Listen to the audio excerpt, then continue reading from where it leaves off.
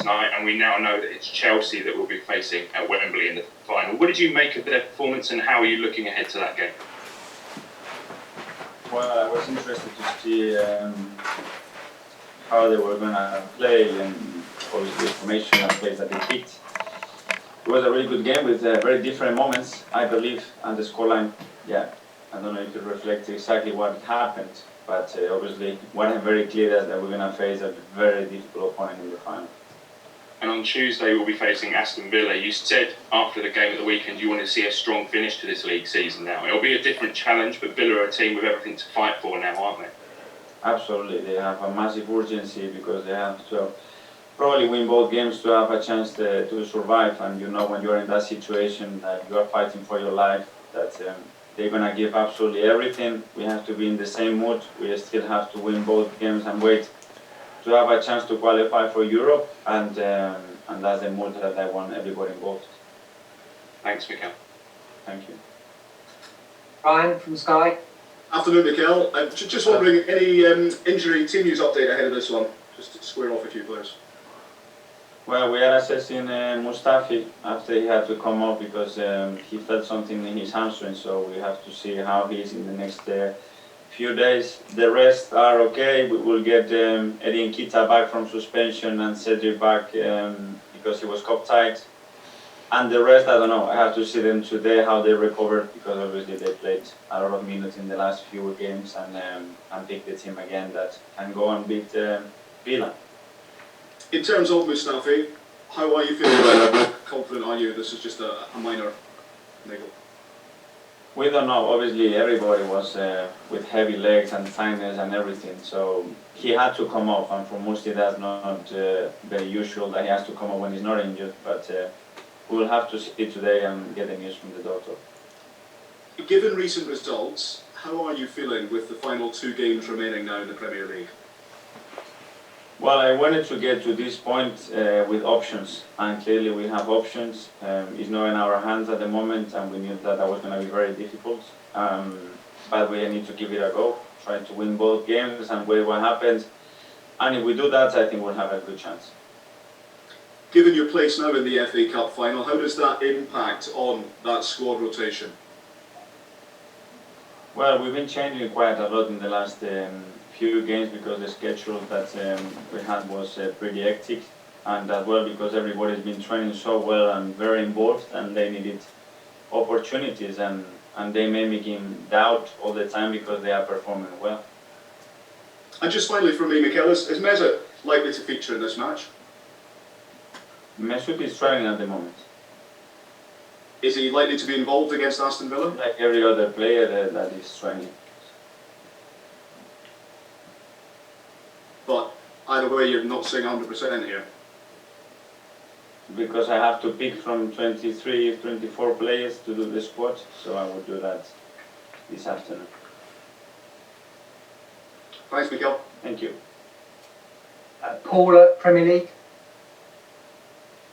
Hi, Mikel. You talked a lot after the game at Wembley about David Luiz's return to form 30 odd days after his the other City game. I wondered about Granit Xhaka as well, what you thought of his turnaround after his troubles earlier in the season, and his attitude and his approach to training since then. There are 2 players that are worth spending time with them and give them confidence, because I know how professional they are, how much they want to be successful at this football club, and how much they care. And sometimes when they react or they have difficulties, they really suffer. And when that happens, these players deserve support and backup. And they are showing with their performances that they are worth to be here, and you can see how they fight for the club. And how open was Granit to changing his game to suit exactly what you wanted from him? The challenge with Granit was to convince him that it was still a place for him here, that I had a big belief in him, and that things can turn around pretty quickly in this industry, you know, that he had to send the right messages, that first of all he had to believe that he could do it, and if that was the case, that we were going to support him all the way through. And I'm really glad to hear and sense as well the reaction from the fans towards him, because I think they can appreciate what he's done. That in the past is a lot of positive to take from sometimes difficult situations, and we all learn from that. And I think it's a really good example for any player that it's in a difficult moment, that if you are willing, you are consistent, and you really want to do it genuinely, I think there is always a way back. Can you just give us a word on Aston Villa, what you've made of them, perhaps since the restart or certainly in recent games? In my opinion, they've been very unlucky in a lot of games. It's a team that wants to play football that makes it really difficult to opponent when they have the ball. I think the fans not being there in that ground, that is one of my favorites in England, to be fair. It's a big disadvantage for them, but we really need to be careful that they are alive, and you can see that in the last few games that I watched of them, and that we're very, very ready. Thanks, Mikel. Good luck. Thank you. George at the BBC. Thanks, Mark. Hello, Mikel. In the last week, you've beaten probably two of the best teams in Europe. So is this a clear belief that the players are on board with where you're going, and how far can you go, do you think, if they all stick to where you're going and the direction you're going? Yes, all the credit to the players for the way they've been performing, and the way they've been believing in what we are trying to do. Obviously, this is a marathon, this is a long-term thing that has to be in place, and you have to do it consistently throughout 10 months. It's not good enough to do it in a week. So we haven't done anything, just won 2 games that give us a big boost, belief, and the sense that if we are all doing our best, we can compete against any team, but now we have to be consistent and do it every 3 days. The manager you're up against in the cup final, Frank Lampard, is in his first Premier League season. He's been backed by his board, they've allowed him to buy Timo Werner and Ziyech. Is that what you need? Do you need the sort of money he's had to spend in the summer to really go where you want to take Arsenal? Well, first of all, Frank, I think, is doing a really good job. He took a difficult situation after the ban that they had. Obviously, that context is different to ours. I'm happy to see him do so well, and I will face in the final, and I know the chance will be big. But you would like to have the money he's had in the summer? I'm very happy with the environment that I have, with the communication that I have with the people at the club, and with the plan that we are putting together. And just in terms of Arsenal playing out from the back yesterday on Saturday, that risky tactic really played off. But do you get nervous watching that at times? No, I get nervous when we kick the ball long. But the quicker it goes there, after the quicker it comes back. And I'd rather do that, obviously, with the right structure, with the right timing, and using the right spaces. But it's something that we have to do more often. Thank you very much. Congrats. Thank you. Ian at TalkSport. Hi, Mikel. Congratulations on Saturday. Can you just talk to us about Kieran Tierney, what he's like to manage? Because he seems a very quiet individual, but yet he's fitting in really well. Now he's fit to your either back three or playing at left back. And with his age going forward, he looks a real player. I think I can talk like with all the staff. We are delighted to work with him. He's a joy of a kid. He's always willing to do more. He always wants to train harder. He wants to push himself more. He had some difficult moments since he joined, but hopefully now he feels that we really like him, that we really support him, and that we really appreciate everything he's doing since we joined. So for me, he's a player that is a really good role model for any other player in the squad. We're going into a game tomorrow where Aston Villa will be playing with fear, because obviously they need to win to stay up.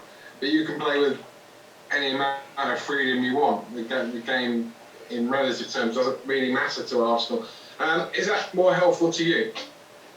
I don't want that mindset, I'm sorry. It does matter to us and a lot, because I want to win both games like they do, and I want to play to go with that urgency and aggressiveness to that game.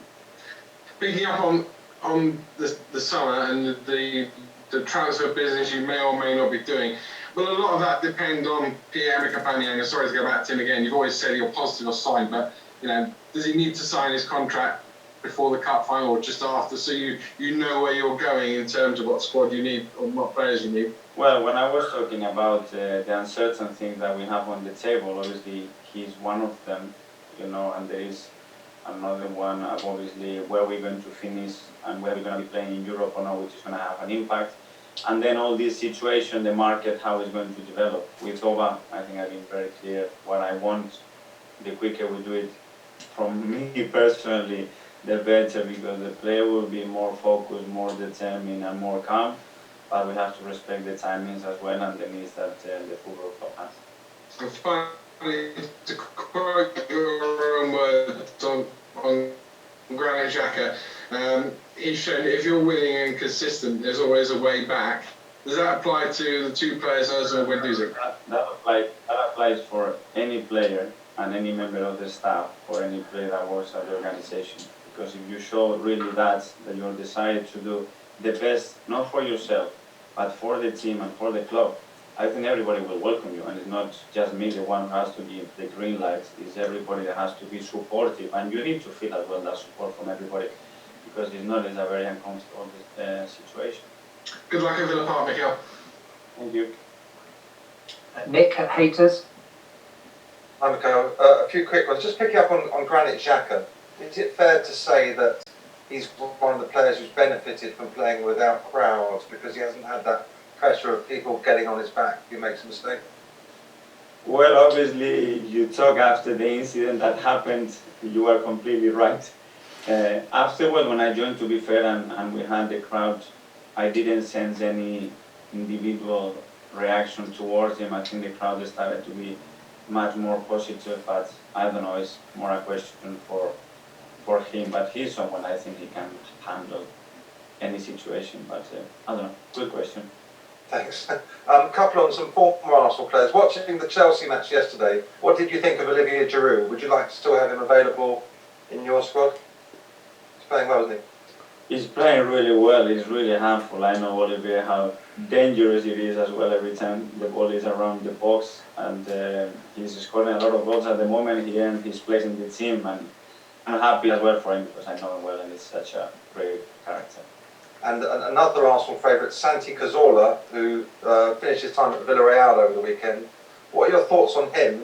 And some people are suggesting that there might be a coaching role or some sort of role for him back at Arsenal, either this summer or in the future. My opinion on Santi cannot be any higher. Personally, first, with the type of person he is and what he brings to that dressing room, and as well as a player, what he did throughout his career. About the coaching role and the future, we will see what happens right now, but he just finished. Let him enjoy that moment, and we will see what happens in the future. It's not a discussion you've had with him anyway? Not yet. Okay. All right. Cheers. Thanks. Thank you. Thanks, Nick.